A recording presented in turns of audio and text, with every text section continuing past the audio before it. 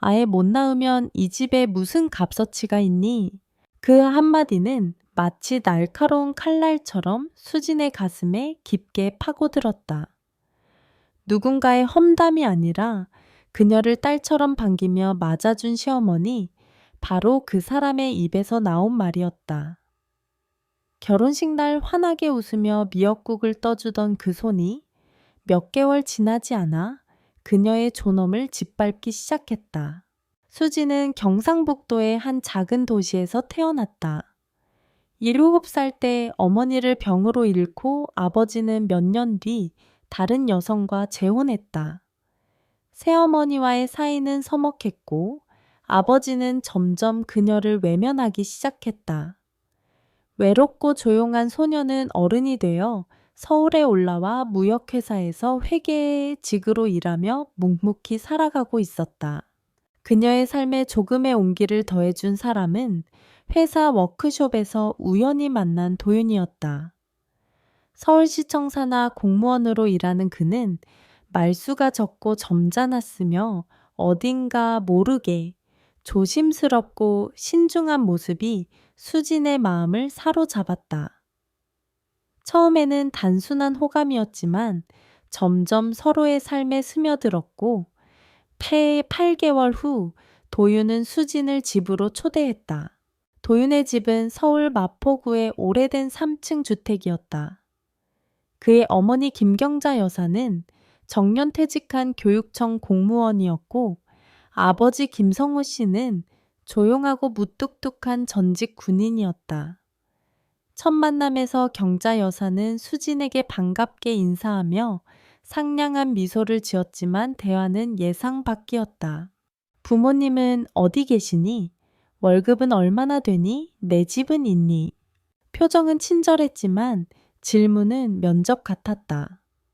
수지는 조심스럽게 답했고 경자 여사는 미소를 유지하며 말했다. 말수가 적고 조용한 게 우리 도윤이랑 잘 맞겠다. 나쁜 느낌은 없네. 그렇게 결혼은 빠르게 진행되었고 수지는 혼인과 동시에 시댁에 들어가 살게 되었다. 경자 여사의 말이었다. 신혼이라 해도 멀리 살면 아들 눈치 못 채고 살림 마음대로 하게 되지. 가까이 있어야 사위고 뭐고 알지. 수지는 처음에는 괜찮다고 생각했다.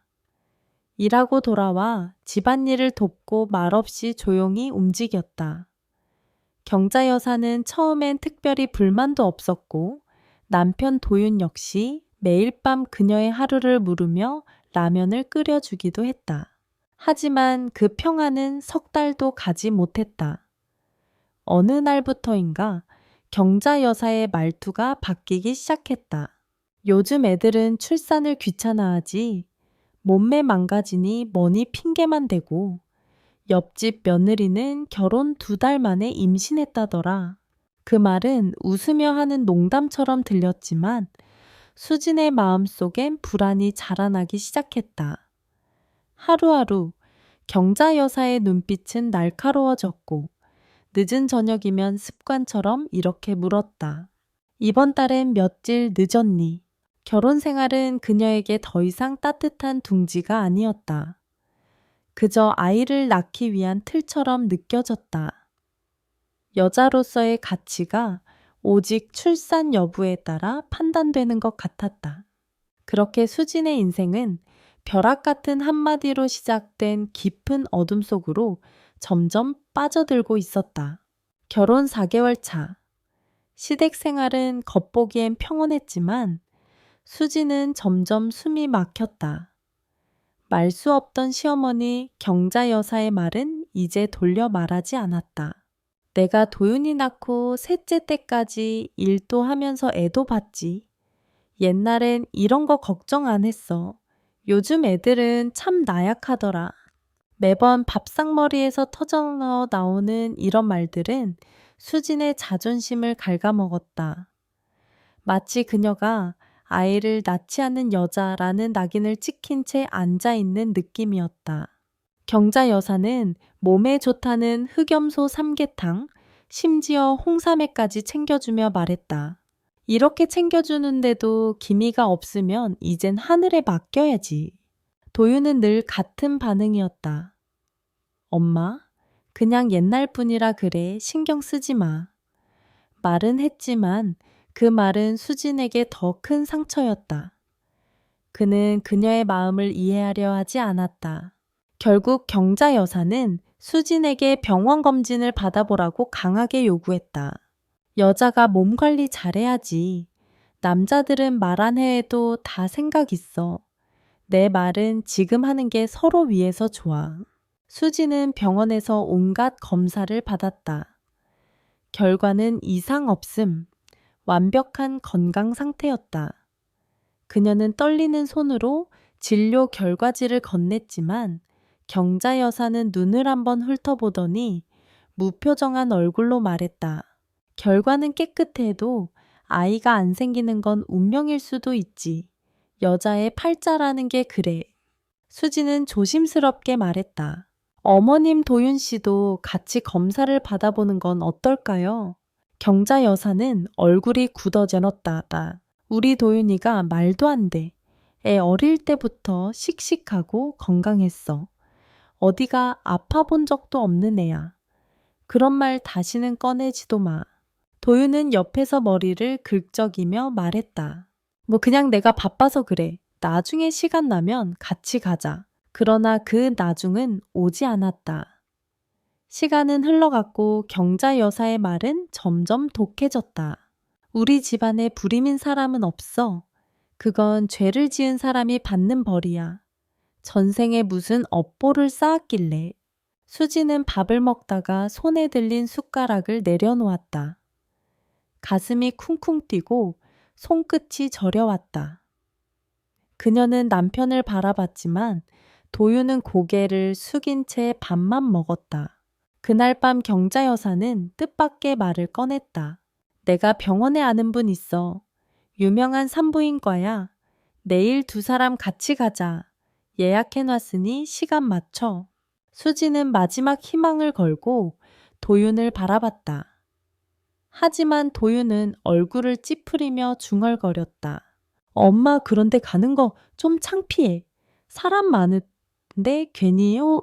창피한 게 뭔데? 혹시 네가 문제 있어서 겁나는 거야? 경자 여사의 말에 도윤은 아무 말 없이 방으로 들어가 버렸다. 수지는 혼자 가슴을 부여잡고 앉아 있었다. 이 집에서 이 결혼 안에서 그녀는 더 이상 누구의 편도 아니었다. 다음 날 아침 가족 셋은 조용히 자동차에 올라 서울 강남에 위치한 개인 산부인과 병원으로 향했다. 병원은 경자 여사의 대학 동문이 운영하는 곳으로 예약 덕분에 대기 없이 바로 진료를 받을 수 있었다. 먼저 검사를 받은 사람은 수진이었다. 초음파, 호르몬 수치 내시경 검사까지. 의사는 여전히 그녀의 건강에는 이상이 없다고 말해 주었다. 같은 결과였다. 그러나 수진의 마음은 이미 지쳐 있었다. 마지막 순서는 도윤. 간단한 체열과 전객 검사를 마치고 1시간쯤 지나자 의사가 조용히 가족을 진료실로 불러들였다. 의사는 말문을 열기 전에 긴 숨을 내쉬었다. 김도윤 씨의 결과에 대해 말씀드리겠습니다. 전객 내에 정자가 전혀 보이지 않습니다. 무정자증이 의심되며 추가적인 정밀 검사도 필요하겠지만 현재로선 자연 임신은 매우 어려울 것으로 보입니다. 침묵. 진료실 안의 공기가 무겁게 가라앉았다. 수지는 그대로 굳어졌고 경자 여사는 의사를 향해 벌떡 일어섰다. 뭐라고요? 우리 아들이요. 그럴 리 없어요. 다시 검사해 주세요. 이거 무슨 착오예요? 의사는 차분히 고개를 저었다. 3번 확인했습니다. 제가 이런 말씀 드리기 죄송하지만 아드님의 건강 상태는 심각합니다. 경자 여사의 얼굴은 사색이 되었고 도윤은 침묵한 채 고개를 숙였다. 수지는 의자에 힘없이 기대어 앉았다. 그녀는 이미 감정이 마비된 듯 했다. 차 안으로 돌아가는 길 아무도 말하지 않았다. 경자 여사는 창밖만 바라보았고 도윤은 두 손을 무릎 위에 얹은 채 한숨만 내쉬었다. 수지는 그 조용한 긴장의 공포를 느꼈다. 무언가 큰 일이 곧 닥쳐올 것만 같았다. 집에 도착하자마자 경자 여사는 현관문을 닫자마자 소리를 질렀다. 말도 안 돼. 우리 집 남자들이 어떤 줄 알아. 성호 아빠도 건강했고 도윤이 외삼촌도 아들만 셋이야. 이건 분명히 네가 문제야. 네 팔자에 남편 복이 없는 거지. 어머니 결과 보셨잖아요. 닥쳐 네가 들어와서 우리 집안 운이 틀어진 거야. 예부터 시집에 애군 몰고 오는 며느리는 집안을 망쳐. 수지는 더 이상 눈물도 나지 않았다. 도윤은 옆방으로 들어가 문을 걸어 잠갔다. 그는 끝까지 그녀의 편이 아니었다. 그날 밤 수지는 잠들지 못했다. 창문 너머로 서울의 불빛이 반짝였지만 그녀의 가슴 속은 칠흑 같은 어둠으로 가득했다. 그러던 중 갑자기 그녀의 방문이 열렸다. 수진아, 잠깐 얘기 좀 하자. 경자 여사의 목소리는 낮았지만 이상하게 차가웠다. 수진이 문을 열고 나오자 거실에는 성호 씨가 앉아 있었다. 낯빛이 굳은 채 그녀를 똑바로 응시하고 있었다. 경자 여사는 조용히 수진을 앉히고 말했다. 내가 아이를 낳아야 우리 집안이 이어져 도윤이는 안 된다고 했잖니? 하지만 아직 길은 있어. 무세운 말씀이세요? 성호 아버지 그러니까 내 시아버지랑 아이를 가지는 거야. 다른 사람 몰래. 우리 집안 피가 흐르는 손주가 필요해. 순간 수진의 심장이 멈추는 듯 했다. 지금 그게 무슨 말씀이세요? 어머니 제정신이세요? 성호 씨는 아무 말 없이 그녀를 바라봤다. 경자 여사는 의외로 담담했다. 이건 너를 위한 일이기도 해. 아이만 낳으면 아무도 몰라. 도윤도 모르게 할 수 있어. 내가 다 책임질게. 수지는 벌떡 일어나 뒤로 물러섰다. 두 분 다 미치셨어요. 이런 건 범죄예요. 저 사람도 인간이에요. 그리고 저도요.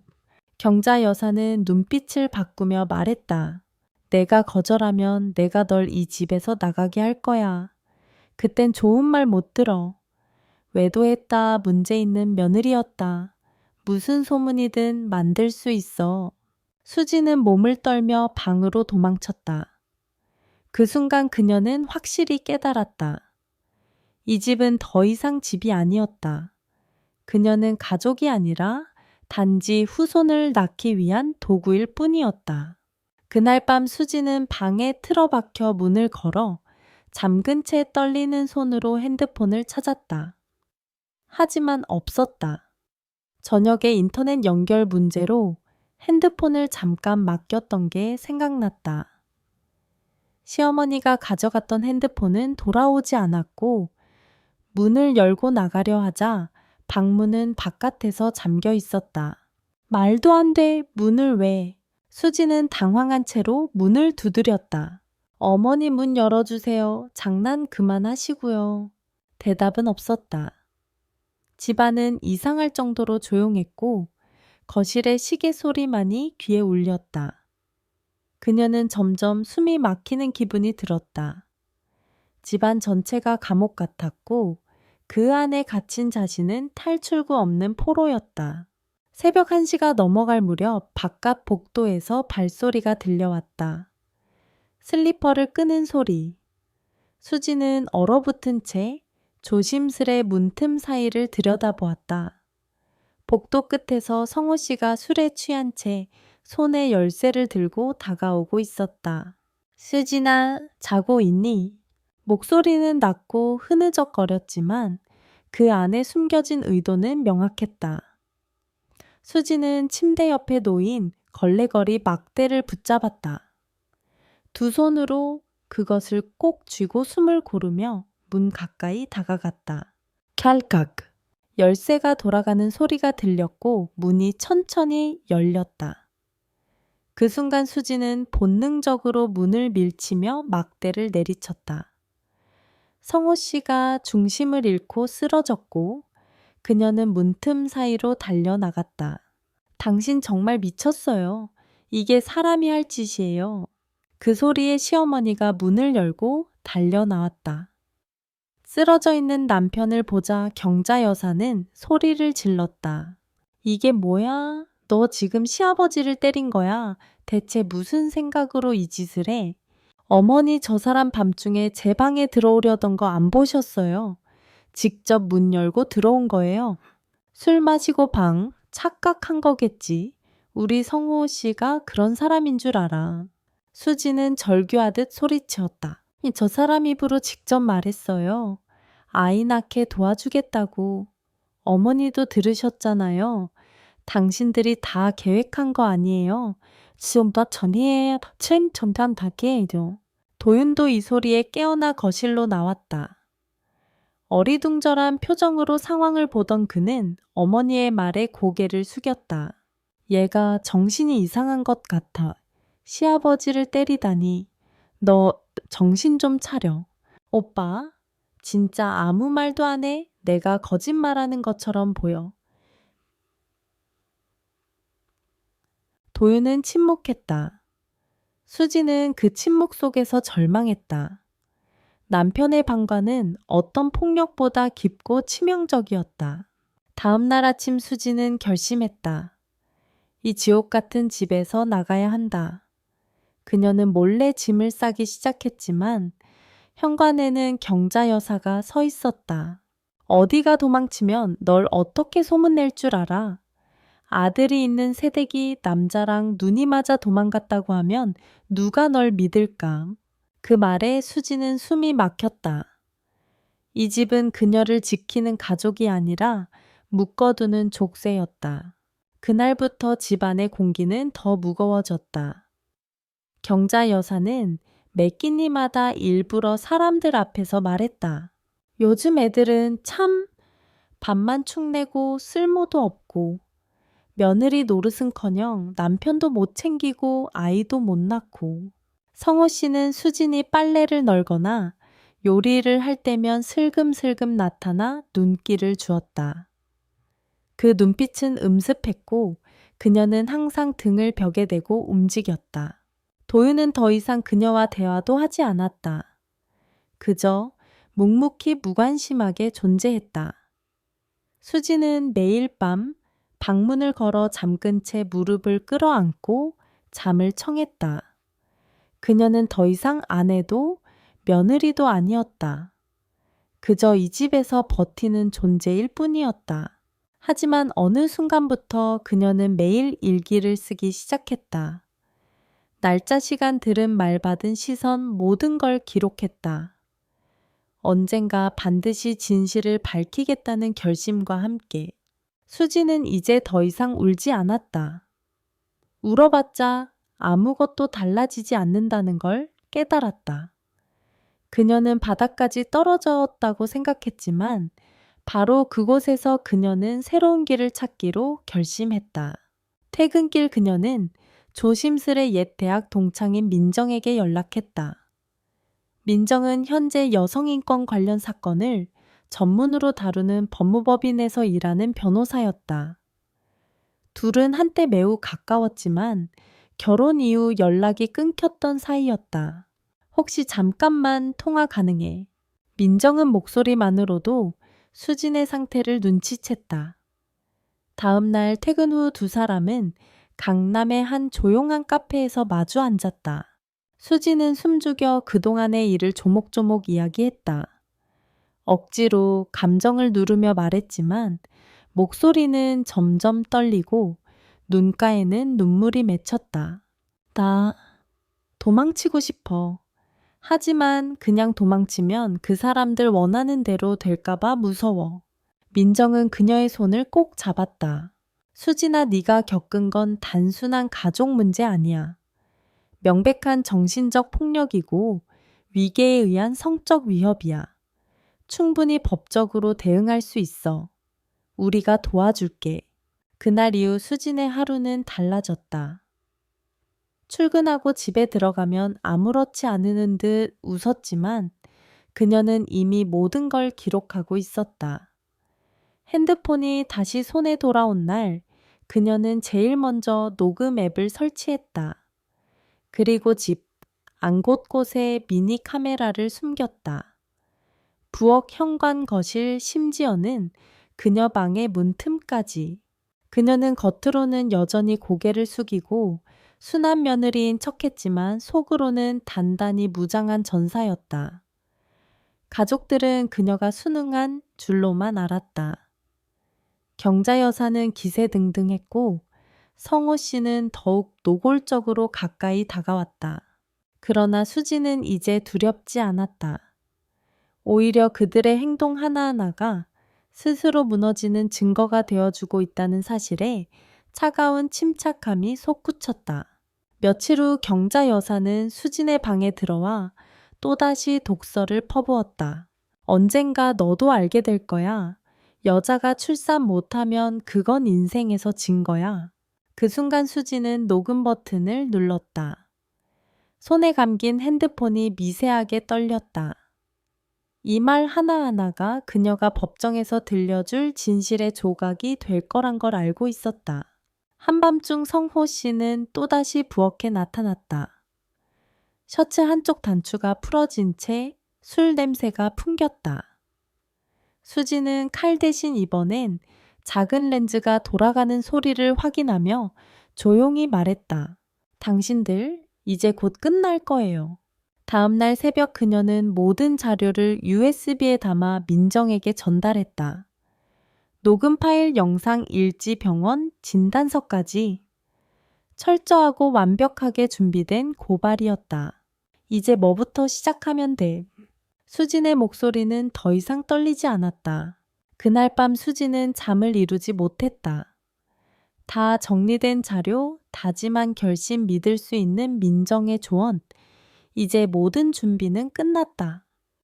그러나 그녀는 아직 마지막 한 걸음을 떼지 못하고 있었다. 이걸로 정말 끝낼 수 있을까? 그녀는 천장을 보며 스스로에게 묻고 또 물었다. 하지만 머릿속에 떠오른 건 경자 여사의 차가운 눈빛, 성호 씨의 음습한 시선, 도윤의 무기력한 침묵뿐이었다. 그녀는 깨달았다. 더 이상 이 집에서 나라는 존재는 없다는 것을. 그리고 그 다음 날 아침 수지는 조용히 짐을 쌌다. 최소한의 옷가지, 서류철, 그리고 그 모든 증거가 담긴 USB 하나. 그녀는 새벽 5시 첫 지하철을 타고 서울 외곽에 위치한 민정의 사무실로 향했다. 며칠 뒤 민정의 도움으로 수지는 이혼 소송과 동시에 정신적 학대 및 성적 협박에 대한 고소장을 서울가정법원과 경찰서에 제출했다. 또한 여성인권 단체 및 상담소에도 관련 자료를 공유했고 그녀의 사건은 곧바로 심각한 가정 내 인권 침해 사례로 분류되었다. 하지만 그것은 시작에 불과했다. 고소장이 접수된 지 이틀 후 수진이 직접 작성한 익명 게시글이 SNS에 올라왔다. 제목은 짧고 강렬했다. 나는 시댁에서 아이를 낳기 위해 시아버지와 잠자리를 강요받았습니다. 이 글은 하루 만에 50만 회 이상 공유되었고 댓글은 수천 개가 달렸다. 그럴 리 없다는 의심도 있었지만 혹시 우리 언니도 나도 비슷한 상황이 있었다는 공감이 폭발적으로 이어졌다. 일부 사람들은 글의 내용이 너무 충격적이라 믿기 어렵다고 했다. 그러나 곧 익명의 계정에서 경자 여사와 성호 씨의 목소리가 담긴 녹음 파일이 업로드되었다. 조용히 한 번만 눈 감고 나하. 그럼 아무 일 없었던 것처럼 넘어갈 수 있어. 경자 여사의 목소리는 부정할 수 없을 만큼 선명했다. 또 다른 영상에는 새벽 부엌에서 성호 씨가 수진에게 접근하는 모습이 담겨 있었다. 수진은 떨리는 목소리로 말하고 있었다. 한 걸음만 더 다가오면 신고할 거예요. 이 모든 자료는 명백한 진실의 증거였고 여론은 분노로 끓기 시작했다. 그 시각 마포의 3층 주택 안은 아수라장이 되었다. 경자 여사는 뺨을 때리듯 책상을 쾅 내려치며 소리쳤다. 어디서 이런 짓을? 감히 우리 집안을 망쳐. 성호 씨는 술병을 집어 던지며 자신은 그런 말 한 적 없다고 부정했지만 이미 늦었다. 영상과 음성은 어디에도 부정할 여지가 없었다. 도윤은 처음엔 말을 아꼈지만 회세까지 기사 링크가 퍼지자 더 이상 피할 수 없었다. 결국 그는 수진에게 연락을 걸었다. 수진아, 미안해. 그땐 내가 너무 약했어. 하지만 수진은 짧게 대답했다. 지금 와서 그런 말이 무슨 소용이야. 며칠 후 서울가정법원은 수진의 청구를 받아들여 긴급보호조치 명령을 내렸다. 성호 씨에게는 접근 금지 조치, 경자 여사에게는 공개 사과 명령이 내려졌고, 동시에 검찰은 성적 협박 및 정신적 학대 혐의로 두 사람에 대한 정식 수사를 착수했다. 그날 수진은 조용히 미소 지었다. 누군가는 말했었다. 너 같은 애가 뭘 바꿀 수 있겠어? 하지만 지금 세상은 그들의 말을 정면으로 부정하고 있었다.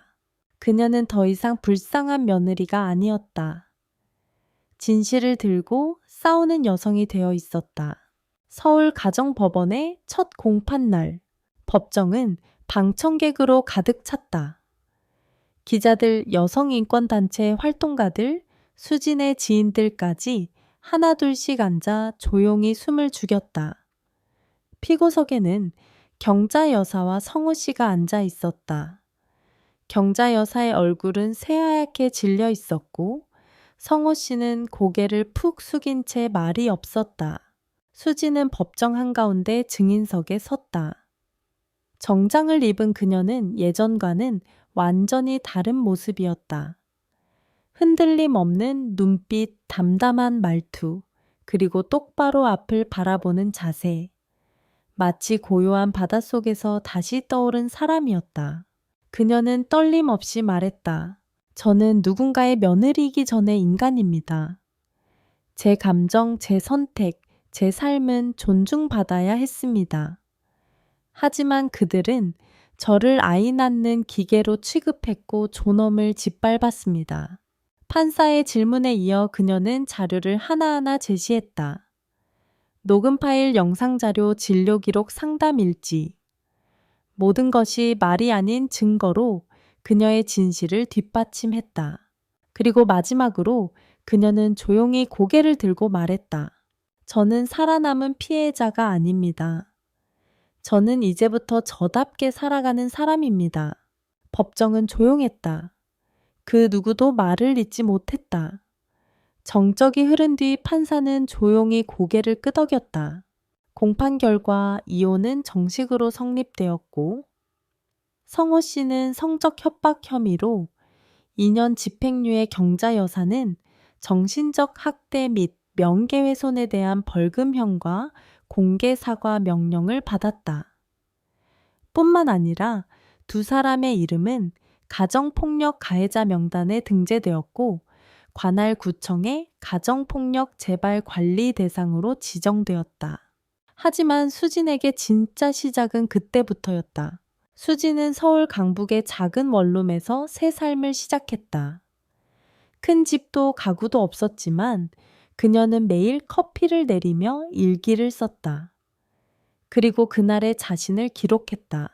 며칠 뒤 민정의 소개로 여성인권센터에서 자원봉사를 시작하게 되었고 곧 이어 여성권익보호법 관련 강의 보조로 대학에도 출강하게 되었다. 언론에서는 그녀를 찾기 시작했다. 방송 출연 요청 인터뷰, 제안 SNS 팔로워는 폭발적으로 늘었다. 하지만 그녀는 늘 조용했다. 단 하나 그녀가 직접 쓴 짧은 글을 제외하고는 조용히 살아도 괜찮아요. 하지만 당신의 삶까지 조용히 무너지게 내버려 두지 마세요. 그녀는 유명해지고 싶지 않았다. 다만 자신과 같은 상황에 있는 여성들에게 길이 있다는 걸 보여주고 싶었다. 그해 겨울 수지는 여성 피해자들을 위한 법률 상담소 두 번째 문을 열었다. 상담소 간판 옆에는 이런 문구가 쓰여 있었다. 첫 문은 닫힐 수 있지만 두 번째 문은 당신이 직접 열 수 있습니다. 그녀의 상담소에는 매일 새로운 발걸음이 이어졌다. 어린 여대생부터 육아로 지친 주부 가정폭력 피해자 직장 내 성희롱으로 고통받는 이들까지 그녀는 이제 곧 말하는 사람이었다. 말을 해야 세상이 들리고 들려야 바뀐다는 걸 깨달은 사람이었다. 어느 날 한 중년 여성이 조용히 상담소 문을 열고 들어왔다. 수지는 따뜻한 차를 건네며 웃었다. 괜찮습니다. 지금 여기까지 오신 것만으로도 당신은 절반의 용기를 낸 겁니다. 그녀의 말에 그 여성은 고개를 숙이고 울기 시작했다. 수지는 조용히 그 옆에 앉아 손을 잡아주었다. 그 순간 그녀는 다시 한번 확신했다. 이제 그녀는 더 이상 그 집의 며느리가 아니라 누군가의 빛이었다. 서울 성북구의 한 대학교 강당. 수지는 오늘도 조용히 연단에 섰다. 젠더와 법, 강좌의 초청 강사로 참여한 자리였다. 강당에는 100명이 넘는 학생들이 앉아 있었고 그녀는 차분한 목소리로 이야기했다. 제가 여기 서기까지 저는 3번 무너졌고 12번 포기하고 싶었습니다. 하지만 단 한 가지 이유로 견딜 수 있었어요. 내 삶을 더 이상 누구의 소유로 남기고 싶지 않았거든요. 그녀의 말이 끝나자 강당에는 짧은 정적이 흘렀고 이어 박수가 터져 나왔다. 학생들 중 누군가는 조용히 눈물을 훔쳤다. 그리고 그날 간견이 끝난 후 한 남자가 그녀를 기다리고 있었다. 수지는 처음에 몰랐다. 그저 누군가의 아버지일 거라 생각했다. 그러나 눈을 마주친 순간 그녀의 가슴이 철렁 내려앉았다. 도윤이었다. 그는 예전보다 더 말라 있었고 어깨는 축 처져 있었다. 눈 밑엔 다크서클이 짙게 드리워졌고 손에는 종이봉투 하나가 들려 있었다. 수진아, 여긴 어떻게? 인터넷에서 보고 그냥 얼굴 한번 보고 싶었어. 수지는 아무 말 없이 고개를 끄덕였다. 그의 시선은 바닥만 바라보고 있었다. 그땐 내가 너무 비겁했어. 부모님 눈치만 보고 네가 얼마나 외로웠는지 몰랐어. 아니, 알면서도 피했어. 그는 종이봉투를 내밀었다. 이건 그때 네가 두고 간 일기장이야. 아직도 갖고 있었어. 수지는 봉투를 받아들었다. 안에는 오래된 빛바랜 수첩 한 권이 들어있었다. 그 안에는 분노와 공포 희망과 체념이 뒤섞인 그녀의 송글씨가 가득했다. 나는 용서를 바라지도 않아. 다만 나 때문에 네가 더 외로웠다면 미안하다는 말은 꼭 하고 싶었어. 수지는 조용히 수첩을 가방에 넣었다. 고마워, 그 말을 들을 수 있어서. 그는 씁쓸하게 웃었다. 그리고 그대로 돌아섰다. 수지는 그의 뒷모습을 바라보며 생각했다. 용서는 내가 줄 수 있는 선물이 아니라 내가 지킬 수 있는 평화일지도 몰라. 그날 밤 수지는 일기장을 다시 펼쳐보았다. 어떤 날은 빗속에서 울며 쓴 글이 있었고 어떤 날은 자살을 생각했던 흔적이 남아 있었다. 그러나 가장 마지막 페이지에 남겨진 문장은 단 하나였다. 나는 끝까지 나를 포기하지 않았다. 그 후로 수지는 한 걸음씩 다시 살아가기 시작했다. 여성 상담소는 점점 운영이 안정되었고 같은 아픔을 겪은 이들이 모여 자조 모임도 시작되었다. 이름은 3번째 숨. 2번은 울면서 참고 3번째는 웃으면서 살아가기 위해. 그리고 수지는 한 아이를 만나게 되었다. 연우라는 이름의 6살 아이. 가정폭력으로 어머니를 잃고 보호시설에 있던 아이였다. 처음 만난 날 연우는 말을 거의 하지 않았다. 하지만 어느 날 수진이 연우에게 물었다. 연우야, 무서운 꿈 꿨어. 연우는 조용히 고개를 끄덕였다. 꿈에서 엄마가 나한테 미안하다고 했어요. 그 말을 듣고 수지는 아이를 꼭 안았다. 이젠 무섭지 않게 해줄게. 여기선 다시는 누구도 널 울게 하지 않을 거야. 그날 이후 연우는 조금씩 웃기 시작했다.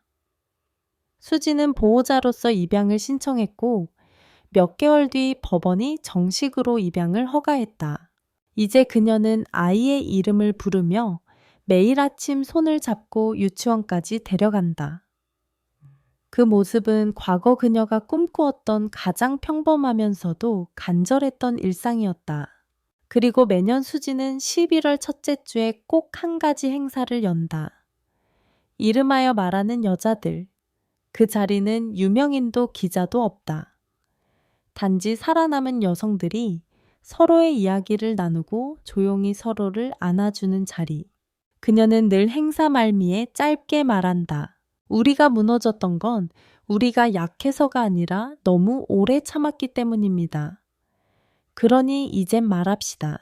살기 위해서라도